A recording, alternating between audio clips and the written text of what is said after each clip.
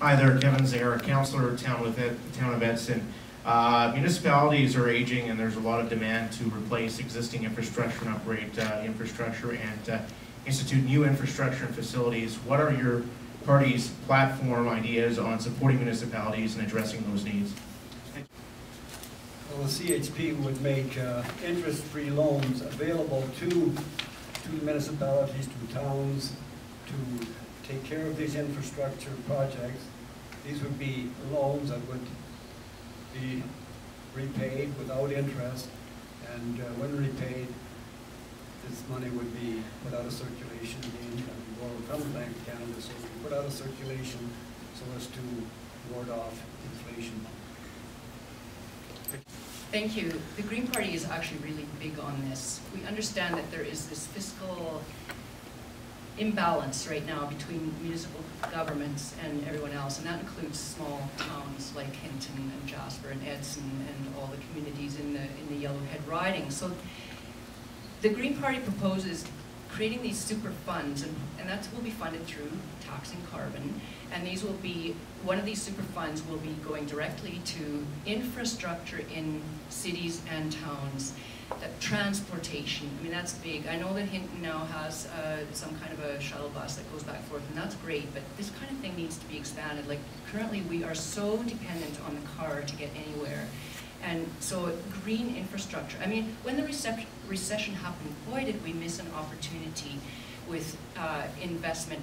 We could have invested in green infrastructure for cities and towns, and how much better that would have been, and sustainable, and then for jobs that are sustainable in green infrastructure. So that's a really good question, and thanks for that. An important thing to address. Thank you. Yes, thank you very much for the question. I was actually a guest speaker at the FCM conference in Regina, where they talked about a plan for $124 billion in deficit infrastructure across this country. So we have, during the economic crisis that we have had, we did invest heavily into municipalities and infrastructure right across this country, with the priority of water, wastewater, roads, and highways. This actually has held us in fairly good stead. Not saying that all of the projects are done. The municipality here got $3 million actually for water.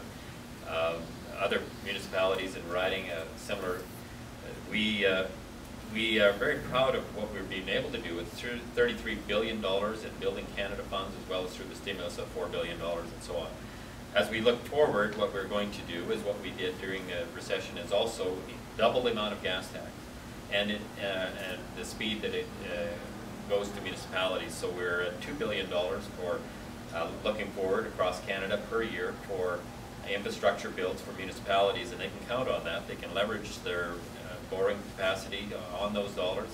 They can go to the bank with them, and they know that they're going to be there. So when it comes to municipalities and being able to deal with their infrastructure, there's a significant amount of money that will be there from the federal government. Now, we can't break the bank. We can't go beyond our capacity. And so our primary focus is going to be to honor the gas tax, but make certain that we move into the black ink as quickly as we possibly can, which is going to be within 3 years. So we believe that that's what Canadians want us to do, and we believe that that'll give municipalities the ability to deal with a bulk of their infrastructure as well.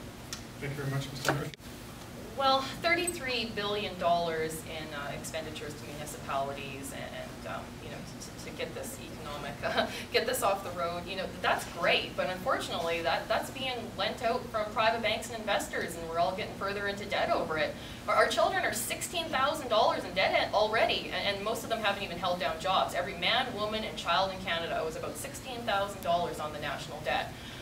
The Canadian Action Party would like to see municipalities and provinces both funded through the Bank of Canada. The Bank of Canada has the ability to issue these loans at 0% interest, and all of these things are great for the economy.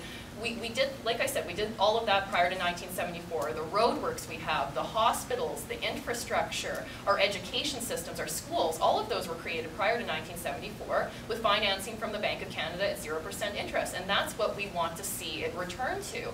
We'd like to see dramatic investments be made in small communities, and all of that's absolutely possible. This isn't some sort of fringe idea that's never worked before. It worked absolutely well, and we still use these services to this very day. Unfortunately, we don't get a lot of improvements to these services, not as much as we need, not as much as we want, and we'd like to see that turned around. No more of this money going overseas. Let's keep it in our communities and let's fund what our communities need. Advancements in roads, advancements in hospitals, advancements in seniors care. All of this is absolutely possible without further taxing Canadians.